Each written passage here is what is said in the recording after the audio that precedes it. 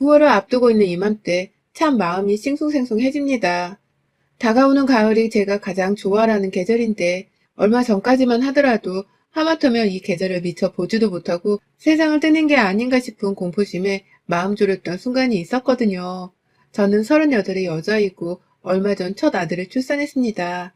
결혼을 31살에 하고서 어느덧 결혼 7년 차를 맞이했는데 그간 임신을 그렇게 바랬음에도 불구하고 잘 되지 않아서 마음고생이 엄청 심했어요.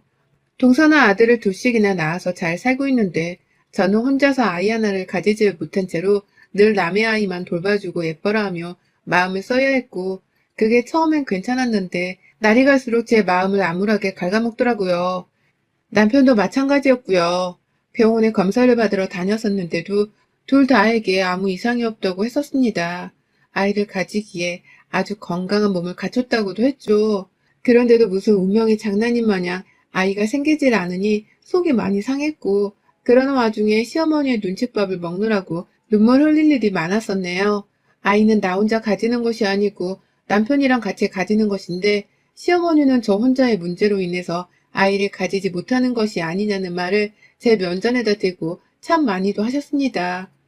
그게 제 심장에 대못을 박아대는 짓인 줄도 모른 채로 그저 아프라고 쿡쿡 찔러대셨어요. 결혼 초 동서네가 아들을 낳고서 출산 후 다 같이 시댁에서 밥을 먹던 때 동서한테 주려고 만들었다는 미역국을 저한테 주면서 말씀하시더라고요. 이렇게라도 여자가 출산을 하고 나서 먹는 국그릇을 받아 먹으면 임신이 되겠지. 네 동서한테 좋은 기운 좀 받아가라. 좀 배울 게 있으면 배우던가. 라고 하면서 애 낳은 동서와 저를 비교하시더라고요. 임신을 하는 걸로 배울 게 있으면 배우라고 무안을 주시는데 솔직히 뭘 배우라는 건지 이해가 가질 않았습니다. 임신이 뭐 대단한 유세를 떨만한 일도 아닌데 배우겠다고 제가 공책 들고 동서 앞에서 수업을 들을 수도 없는 노릇이었으니까요.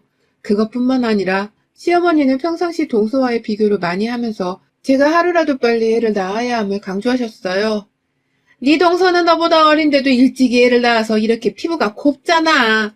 근데 너는 나이도 더 먹어놓고서는 벌써 그렇게 눈가에 주름이 자글자글하면 어떡하니? 너 좀 더 있다가 애 낳으면 진짜로 나중엔 누구 하나 손도 못 댈 만큼 눈이 푹 꺼질 거다. 그땐 네 남편이 네 몸에 털끝 하나 안 건드려도 네가 할 말이 없을 거다. 라고 하면서 젊을 때 애를 못 낳는 대가로 노화가 빨리 찾아올 거란 소리를 하며 저의 기분을 무한하게 만드셨어요. 지금 생각해보면 당시에 저는 분명 어리고 지금보다 훨 젊었는데 어머님은 따뜻한 소리는커녕 자꾸만 가슴에 비수를 꽂아대는 말만 해주셨죠. 그 와중에 동서도 가운데에서 많이 눈치가 보였는지 요즘은 애를 다 늦게도 잘 낳아요. 라고 하면서 저를 위로해주는 말을 건네주곤 했지만 바로 옆에서 어머님이 에휴 그게 다 뭔 소용이냐. 빨리 낳고 빨리 애 크는 걸 봐야지.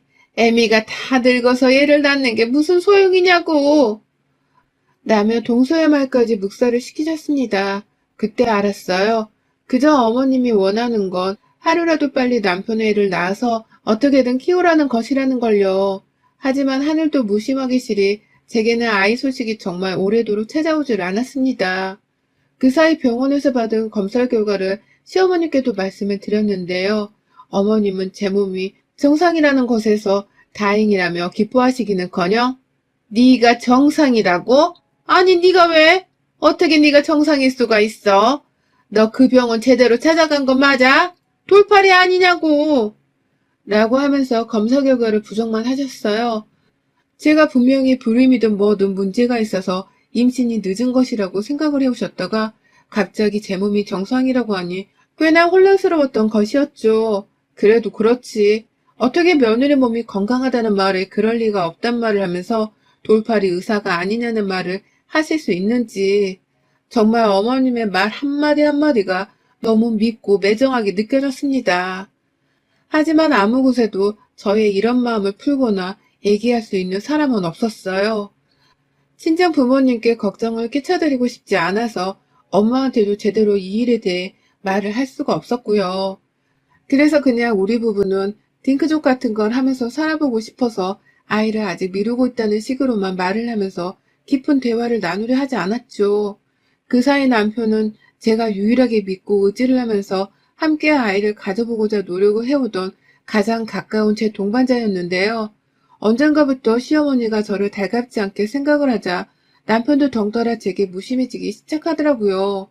처음엔 정말 임신을 하려고 노력도 많이 하고 시어머니가 쓴소리를 하셨을 때 바로 반박을 해주지는 못했지만 집에 와서 저를 달래며 아이만 가진다면 다 잘 될 거라는 말을 하며 위로를 해주곤 했습니다. 그래서 저도 어떻게든 이 결혼 생활을 버티며 살 수 있었던 것이었어요. 그런데 재재작년쯤부터 남편이 조금씩 달라지기 시작했어요. 딱 임신을 하기 2년 전쯤부터였는데요. 시어머니가 임신을 가지고서 또 시댁에서 저를 타박하시려고 하면 남편이 그 말을 거들기 시작했습니다. 알겠지? 세게 들어. 라고 하면서 말이죠. 원래 혼내는 시어머니보다 말리는 시누이가 더 밉다고 하잖아요. 제 남편이 딱 그 속담에 시누이짓을 하기 시작한 겁니다. 당시 저는 멀쩡한 몸뚱이를 놔두고서 단지 임신을 해야 한다는 이유만으로 시험관 시술도 받고 있었는데요. 몸은 몸대로 힘들어 죽겠는 와중에 남편이 더 이상 제 편이 아닌 것 같다는 생각에 내가 아이를 왜 가져야 하는지에 대한 궁극적인 의문이 들더라고요. 내 편이 되어주지 않고 나와 함께 아이를 낳고 싶어 하는 것도 같지 않아 보이는 저 남자의 아이를 내가 가지기 위해서 굳이 시험관 시술을 해야 하는지에 대한 의문 말입니다. 그런데도 참 의문이었던 건 남편은 끝까지 저와 아이를 가지고 싶어 했어요. 그래서 어떻게든 제가 시험관 시술을 받으러 갈 때마다 제 비위 혹은 제 기분을 전적으로 맞춰주면서 병원을 가게 만들었고 또 주기적으로 저와의 관계를 가지면서 애가 생겼는지 임신 테스트기까지 가져다 주면서 임신을 재확인하려 했어요. 그쯤 되면 제가 먼저 애를 안 가지겠다고 당당히 나섰어야 했는데 저도 너무 아이가 가지고 싶고 또 아이에 대한 욕심이 있었는지라 어떻게든 임신을 하는 데에 사활을 걸었습니다. 그러면 시어머니와 남편과의 관계도 조금은 더 개선이 되지 않을까 하는 생각을 하기도 했고요. 제가 미움을 받는 게 다 아이 하나 때문이라 생각하면서 임신을 하려고 했고 결국 저는 노력 끝에 작년에 자연임신이 되었습니다. 임신한 기간 동안만 나름 남편과 시어머니로부터 기분 나쁜 소리를 덜 듣고 살 수 있었고 건강한 아들이 자라고 있다는 소식을 듣자마자 시어머니는 생전 처음으로 제가 먹고 싶다는 찜닭까지 해서는 가져와 주셨을 정도로 제게 한결 순하게 대하기 시작하셨어요. 이전에 공격적이었던 태도는 온데간데 없고 말이죠. 그러니 남편도 저와 시어머니를 지켜보면서 조금은 더 자상하게 저를 대해줬고요. 임신을 했다고 해서 제가 대단한 유세를 떤 건 절대로 아니었지만 남편도 자기 나름대로 제 신경을 건드리지 않으려 하는 걸 저는 분명히 느낄 수 있었습니다. 조금 달라진 남편의 태도에서 말입니다. 그리고 얼마 전 저는 아들을 하나 낳았어요. 하지만 아이를 낳기 전 저는 정말 딱 죽고 싶다는 생각 말고는 아무것도 들지가 않았어요. 제가 출산 날짜를 조금 남겨둔 상황에서 조기 진통이 온 바람에 병원에 먼저 실려가게 되었습니다. 남편은 회사에 있었고 저는 최근에 휴직을 한 바람에 집에 있다가 갑자기 찾아온 진통에 식은땀을 뻘뻘 흘려가면서 겨우 119에 전화를 해서 다니던 산부인과에 실려갔던 것이었어요. 대충 들어보니 자궁이 벌써 파열되기 시작했다고 하고 이러다 더 큰 쇼크 상태에 빠질 수 있다면서 당장 제왕절개를 하자고 가족들을 부르라고 하더라고요. 이미 병원 측에서 제 남편의 연락처를 알고 있었기 때문에 남편이 회사에서 병원으로 오고 있다는 소식도 들었고요. 딱 그렇게 소식을 듣고서는 계속 병실에 간호사들 확인을 받으며 누워 있었어요. 몸은 아파 죽겠고 아이를 살리려면 응급으로 제왕절개를 하라고 하는데 저는 뭐가 뭔지 모르겠어서 미치겠더라고요. 몸은 아파오는데 이러다가 내 몸과 아이가 다 잘못되진 않을까 하는 생각이 들어서 말입니다. 그런데요, 분명 수술을 해야 한다고 선생님이 말씀하셨고 그와 동시에 남편도 병원으로 오고 있다는 소식을 한참 전에 들었기 때문에 바로 수술이 곧 진행이 될 줄 알았습니다. 그런 줄 알고서 내내 남편을 기다렸어요. 더 정확히는 빨리 수술을 할 수 있기만을 기다렸습니다. 그래야 제가 느끼는 통증도 그리고 제 뱃속에서 어찌 될지 모르는 아이도 건강하기라도 볼 수 있을 테니까요.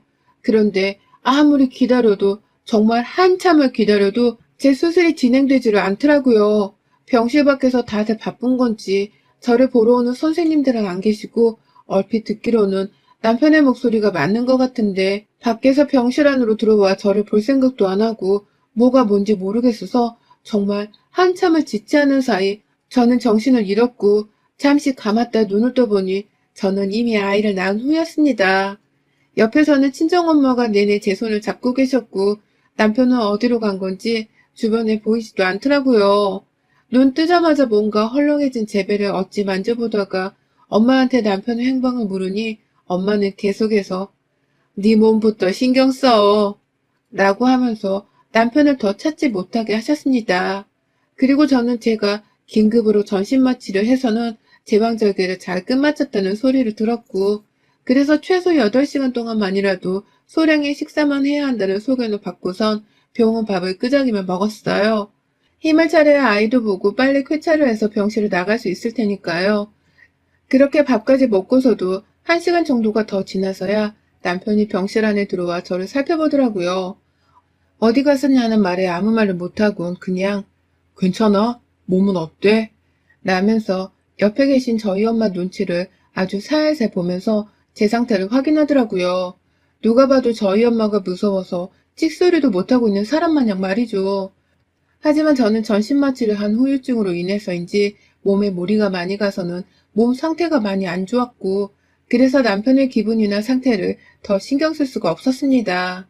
일주일 정도 계속해서 입원을 해 있었고 퇴원을 하면서는 친정 부모님과 친정 오빠의 도움을 받아서는 함께 저희 집으로 갔어요. 계속해서 제 옆에 붙어 계시려고 하는 친정 가족들이 조금 이상하기도 했고 모습조차 드러내지를 않는 시어머님의 태도마저도 이상했어요. 그렇게 애를 기다리셨던 분이셨는데 병원에 찾아오지도 않고 계시니 의아할 수밖에요. 그와 동시에 남편에게 너무 적대적으로 대하는 엄마의 태도도 분명 이상했습니다. 남편이 저를 조금이라도 부축을 하려고 하면 옆에서 남편을 째려보고 급기야 걱정이 되긴 해? 어? 이 상태를 보니 이제야 좀 심각성을 알겠어? 라며 확 표정이 반해서는 쏘아대는 엄마의 태도가 정말로 의아했지만 일단은 내버려 뒀어요.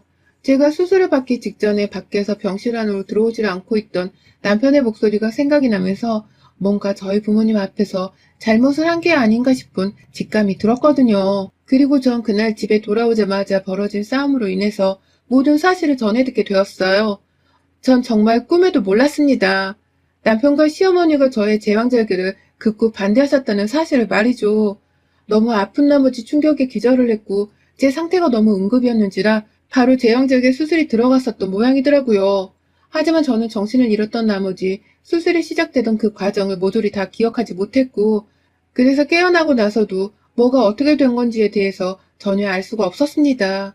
그래서 누구를 탓하거나 물어볼 새도 없이 제 아이와 제 몸 걱정 하나로만 정신이 없었어요. 그런데 집에 들어오자마자 친정엄마가 저를 침대에 눕히고는 밖에서 우셨나 보더라고요. 무사히 저를 집까지 데려온 것에 대해서 다행이라고 하면서 말입니다. 그걸 왜 그래 엄마? 라고 소리를 꽥 질러버리는 친정오빠의 목소리를 듣고서는 알게 되었고 그래서 저도 다시 몸을 일으켜서는 밖으로 나가봤어요. 엄마가 왜 우나 싶어서요. 그런데 그 순간 오빠가 엄마를 달래다 말고 저 자식 내가 진짜 조금만 더 일찍 병원에 왔었음 벌써 반 죽여놨어. 라며 남편을 향해 갑자기 달려들었어요. 그 바람에 아버지는 남편에게 달려드는 오빠를 막겠다고 중간에서 막아섰고 남편은 남편대로 찌질한 새끼 마냥 저희 오빠로부터 도망치겠다며 뒷걸음질을 치고 있었고요. 엄마는 그 꼴을 다 보면서 아휴 속 터져. 저런 자식이 새끼를 낳겠다고 수술까지 받고 속 터져. 확 얘만 아니었음 내가 당장 내 딸을 데려갔다고. 라면서 마치 저를 이혼이라도 시키고 싶다는 듯이 흐느끼는데 이게 진짜 다 무슨 일인가 싶더라고요. 그러다 방 밖으로 나와 있는 저를 남편이 가장 먼저 발견했고 남편은 제게 도와달라는 듯이 여보 라고 하면서 엄마 따라 코를 훌쩍이면서 흐느적거렸습니다. 그런 남편에게 가려고 하는 저를 향해서 오빠가 야, 저 새끼가 너 반은 죽일 뻔한 거 알고 달리는 거야? 너 자궁 파열된다고 빨리 제왕절개를 해야 한다고 하는데 니네 시모랑 네 남편이란 자식들이 병원 앞에서 절대로 제왕절개는 안 된다면서 너를 그냥 수술도 안 시키고 방치하려고 한 바람에 너 진짜 까타가면 큰일 날 뻔했어. 다행히 병원에서 우리한테 연락해줘서 다행이었지. 우리마저 없었음 너 지금쯤 그냥 죽었어, 이 자식아. 네가 달랠 건 저 자식이 아니라 엄마야. 알아? 라면서 말을 해주더라고요. 자신도 너무 놀랬었는지 가슴을 안도시키며 제게 말을 하다가 감정이 북받쳐서 울먹이는데, 저 진짜 그때 남편에게 받았던 배신감은 이루 말할 수가 없었습니다. 이제 보니 제가 수술을 해야 하는지 말아야 하는지 빨리 결정을 해야 하는 그 결정적인 순간에 놓였던 때에 시어머니와 남편은 밖에서 죽어도 제왕절개로 얘를 낳게 하지는 않을 거라면서 무조건적으로 수술을 반대하고 있었더라고요. 그 이유도 무려 얘가 덜 똑똑하게 자랄 것이 분명하다는 이유였었습니다. 그걸 다행히 병원 측에서 저희 친정 식구들에게라도 연락을 해서는 의사가 의무적으로 위험한 산모 수술을 해야 한다고 통보를 해줬고, 저를 임산부가 아닌 응급환자로 치부하고 바로 수술을 해주셔서 천만다행히 제가 살아서 얘를 낳을 수 있었고요. 들어보니 의사가 수술을 하지 않으면 이게 형사처벌 대상이 될 수도 있다면서 병원 측에서도 나름 슬기롭게 해결을 해주신 듯 했어요. 그 바람에 이 소식을 전해들으면서 병원으로 달려오고 있던 저희 가족들은 도착을 하자마자 시어머니와 남편한테 불같이 화를 냈고, 실제 병원에서 시어머니는 저희 엄마 손에 멱살이 잡혀서는 몇 대 등짝이랑 팔뚝을 얻어맞으셨나 보더라고요. 남의 귀한 자식을 겨우 미신 따위를 믿고 주기로 들었다면서 병원 사람들 앞에서 야, 이 살인자녀나! 라고 하면서 아주 난동을 부리고 손찌검을 하고 난리도 아니었다고 합니다. 그래서 시어머니는 저희 친정엄마가 무섭다면서 바로 그 자리에서 도망을 쳐버린 채 그 후 친정엄마가 제 옆에 꼭 붙어 계시는 동안 내내 찾아오질 않았던 것이었고요. 남편도 저희 가족들 손에 혼인하고 또 또래이자 덩치는 배로 큰 저희 친정오빠한테 제대로 멱살 잡힌 채 살인자라 욕을 얻어먹고서는 자기 스스로도 염치가 없다면서 제 앞에 찾아오지 못했더라고요. 어떻게 제가 퇴원하는 순간만큼은 얘랑 와이프를 데리고 와야 하니 병원을 찾아왔나 본데, 저희 가족들 눈에는 그런 남편이 절대로 곱게 보일 리가 없었던 것이었습니다. 그걸 남편도 잘 알고 있었기 때문에 함부로 애 아빠 노릇도 못한 채로 가족들 눈치를 살살 보고 있었고요. 남편은 그런 가족들 앞에서 이렇게 말하더라고요. 제가 그래도 7년 만에 보게 된 아이라서 잠시 이성을 잃었습니다. 아내가 평소에 많이 튼튼한 편이었으니까 애도 그냥 잘 낳아줄 줄 알았어요. 라는 말을 변명이라고 하면서 스스로도 잠시 제정신이 아니었다고 말을 하는데, 참 못나 보이더라고요. 내 남편 말입니다. 저런 놈의 자식을 내가 가져보겠다고 그 시험관 시술을 다 겪고 급기야 위험천만하게 아이를 낳았나 싶어서 뭐 때문에 내가 아이를 가졌고 엄마가 되었는지에 대해서 참 많은 후회가 들었습니다. 그런 마음으로 아이를 보자니 미안하고 안쓰러워도 죽겠었고요. 다행히 아이는 살짝 조산이었음에도 불구하고 건강하게 태어났기 때문에 저와 함께 병원에서 일주일 정도를 보내다가 같이 집에 온 상황이었는데, 그냥 엄마로서 제 아이에게 다 미안한 감정이 들었습니다. 이런 감정부터 가지게 미안하다는 생각이 머릿속에서 떠나지 않았어요. 남편은 그 자리에서 정말 진심으로 미안하다며 저와 제 가족들 앞에서 사과를 했으나, 저희 가족들은 무조건 시어머니까지 데리고 와서 정중하게 사과를 하라며 절대로 남편의 사과를 받으려 하진 않았고요. 결국 남편은 시어머니를 모시고 오겠다며 집을 나가서는 한참이 지나도록 돌아오질 않았습니다. 결국 사과를 못 받고서 이대로 떵떵거리면 잘못이 없다고 할 시어머니와 고부관계로 쭉 지내야 하는 건가 싶어서 진심으로 이혼을 생각하며 정말 많은 생각을 했습니다. 결국 남편은 집에 돌아오지 않은 채 시댁에서 하룻밤을 잤고 다음날 아침 일찍부터 시어머니를 모시고 왔대요. 시어머니는 이미 저희 엄마한테 또 한 대 얻어맞을까 싶어서 잔뜩 움츠린 채로 집구석에 들어왔다가 누워서 일어나는 제 상태를 보고서는 아차 싶었나 보더라고요. 어때요? 애가 저렇게 누워서 힘도 못 쓰는데 저런 애를 혼자서 애 낳게 하겠다고 수술도 안 시키고 있고 말이야. 당신들이 죽을 뻔했다는 걸 이제 좀 알겠어요? 라면서 외치는 저희 친정엄마 말씀에 시어머니는 바로 대답을 하지 못한 채 죄 없는 우리 애만 덩그러니 보시더라고요. 그렇게 애 낳으라고 동서랑 비교를 하고 애 못 낳는 사람 취급을 하면서 제 자존심을 팍팍 뭉개뜨리던 우리 시어머니가 입 밖으로 아무 말을 꺼내지 않은 채 그냥 가만히 서 있는 것만으로도 저는 정말 꼴이 우습다며 저도 모르게 피식 웃어버렸습니다. 그러게 왜 며느리가 낳는 자식인데 자기가 아들 옆에서 나서서 수술도 못 시키게 하며 사람 하나 골로 보내려 했는지 이제는 뼈저리게 스스로도 느끼고 있을 거라 생각을 하니 비교적 제 마음도 편했습니다. 그래서 저도 그 기회를 놓치지 않고서 한마디 날렸네요. 어머님, 그러게 평소에 저한테 좀 잘하셨으면 우리 엄마도 감사한 부분이 있을 거라며 이렇게까지 화를 내진 않으셨을 텐데 평소에 좀만 더 며느리 존중을 하며 사셨더라면 그 위급한 상황에서의 머리 어쩌고 하며 수술은 안 된다는 말도 절대 못 하셨을 텐데요. 이게 다 어머니 평소 태도에서 나온 결과입니다. 저도 뭘 어떻게 해야 할지는 모르겠는데 그냥 당분간은 일보러 오지도 마세요. 그냥 제발 제 앞에 어머니 말고 보이지 마세요. 지금도 그냥 좀 꺼지세요. 라고 말이죠. 강력한 한방이었습니다. 며느리 입에서 꺼지라는 말을 들을 줄은 본인도 절대로 모르셨겠죠. 그래서인지 적잖게 충격이란 표정으로 정신을 못 차린 채 가만히 서 있다 밖으로 나가시더라고요. 그것도 저희 아버지 손에 이끌려서 말이죠. 그 후 저는 최대한 제 몸을 먼저 생각하면서 집에서 안정을 취하는 중이랍니다. 남편은 이러다 제가 애 데리고서 이혼이라도 해버릴까 싶은 건지 안절부절 못하며 예전 모습대로 제게 최대한 잘해주려 노력을 하더라고요. 그게 성에 안 차서 문제이긴 하지만 그래도 뭐 임신 못해서 눈치 보던 시기에 비하면 지금은 너무나 양반이었습니다. 당분간은 그저 이렇게 저와 아기한테만 신경을 쓰면서 몸조리만 잘 하려고 해요. 더는 시어머님 목소리를 듣고 싶지 않아서 애를 보여주는 것도 남편을 통해서만 하려고요. 내 부모도 아닌데 굳이 의절하지 않고 살 이유도 없다고 생각이 되어서 전 이제라도 내 마음 편한 대로 내가 원하는 대로만 딱 적당히 거리를 유지하려고 합니다. 여러분의 생각은 댓글로 남겨주세요. 오늘도 시청해주셔서 정말 감사합니다.